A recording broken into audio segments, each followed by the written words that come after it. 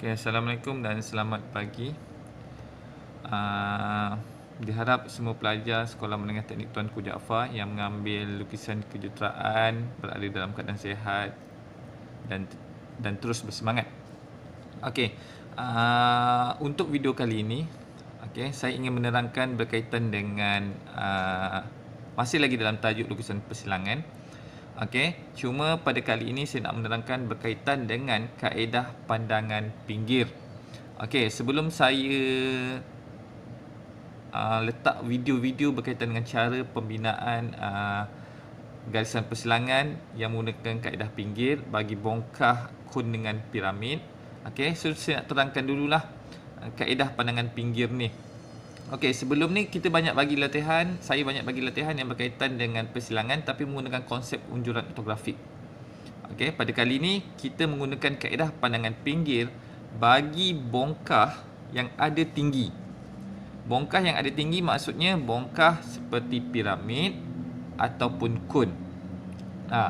So kalau dua bongkah tersebut untuk mencari titik persilangan atau membina garisan persilangan, kita boleh menggunakan kaedah pandangan pinggir, dan satu lagi adalah satah pemotongan. Itu saya tak nak terangkan lagi lah kaedah satah pemotongan. Saya nak kamu faham dan kamu expert kaedah pandangan pinggir ni dulu. So kaedah pandangan pinggir ni adalah nota yang saya ambil daripada buku teks kamu. So dia melibatkan persilangan antara yang ni adalah kun yang bersilang dengan segi empat ni. So apa dia macam mana nak buat? So yang pertama sekali, kalau kun, kita perlu bagi tapak dia kepada 12 bahagian. Maksudnya bagi kepada 12 bahagian ni sudut 30 30 30 lah. So dia bagi kepada 12 bahagian and then dia labelkan. Untuk kun, maksudnya pada tapak kun pada pandangan atas dia bagi kepada 12 bahagian dan dia labelkan ikut jam secara tertib. Yang kedua, tapak pandangan atas yang telah dibagi kepada 12 bahagian tadi diunjurkan ke pandangan hadapan dan dia labelkan balik mana 1, mana 2, mana 3, mana 4, mana 5, mana 6, mana 7 pada tapak kun. Maksudnya dia panjangkan yang ni. Dia panjangkan sampailah bersilang pada tapak kun dan dia labelkan balik. Label ni pula kena betul seperti yang kamu label pada pandangan atas. So dia labelkan, dan apa yang dia buat pada puncak piramid kun, dia sambungkan ke satu dalam keadaan garisan binaan. Puncak kedua, puncak ketiga.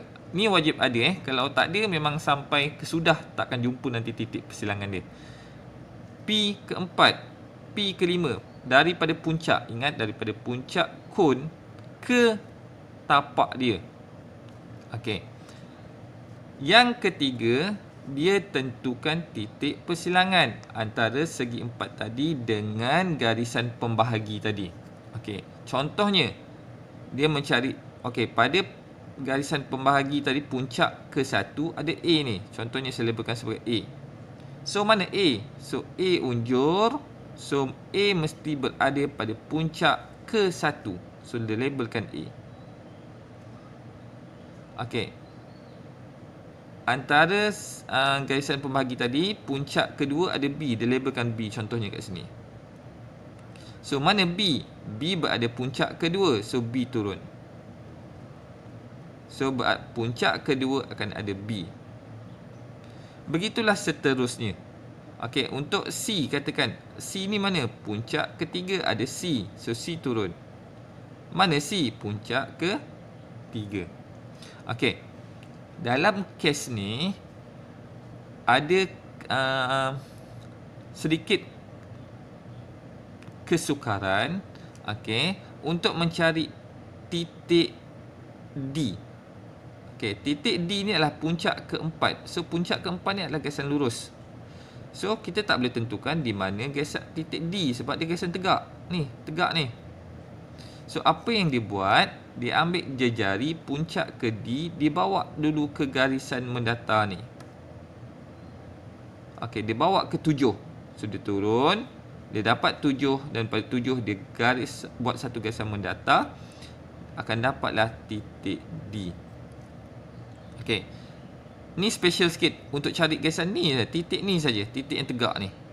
Untuk E, F, G tak jadi masalah. Kamu boleh cari, tentukan titik-titik dia pada garisan puncak ke tapak ni nanti.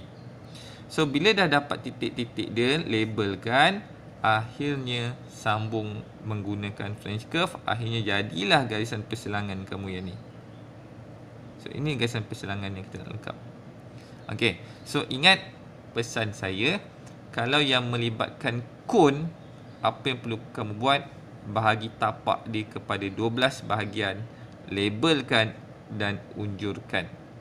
Okey, kalau melibatkan piramid, macam mana? Okey, so kalau melibatkan piramid, contohnya yang saya sketch ni. Okey, kalau melibatkan piramid, tak perlulah kita buat pembahagian. Okey, untuk case yang simple macam ni. Nanti kalau complicated, bentuk complicated, mungkin. So untuk bentuk macam ni, apa yang kita buat? Okey, so ni adalah puncak dia. Ni adalah 1. Terus label pada bucu-bucu dia 2, 3, 4. Ada. So bila kamu unjurkan, so ini adalah puncak. So sini adalah 1. So sini adalah 2 dengan 4. Dan ni adalah 3. Okey, bila dah dapat label pada tapak, sambungkan dia tapi dalam keadaan yang kabur. Okey, bila kabur, okey, persilangan antara piramid dengan segi 4 tadi. Okey, kita labelkan pada bucu dia. A, B, C dan D. Okey, so macam mana nak identify titik dia pada pandangan hadapan? Puncak ke 1 ada A. Puncak ke 1 ada A. Puncak ke 1 ada A. So A ni turun lah, turun. Okey, dapatlah A. Okey, B. Disebabkan dia garisan tegak, kita tak boleh buat. Apa yang perlu buat? Buat satu garisan lengkung yang kena pada garisan mendatar. Ni. Okey, dapat. Sampai sini dia akan bergerak lurus. So situ adalah B. So C, C unjur. C berada puncak ketiga, C. So dapatlah C. Akhirnya garisan persilangan yang kita nak lukis adalah yang ni. Gunakan pembaris. Okey, akhirnya dapatlah. So tolong ingat untuk mudah dalam kaedah persilangan dengan menggunakan kaedah pandangan pinggir, apa yang perlu kamu buat? Potong kalau melibatkan kon kepada 12 bahagian dan labelkan secara tertib.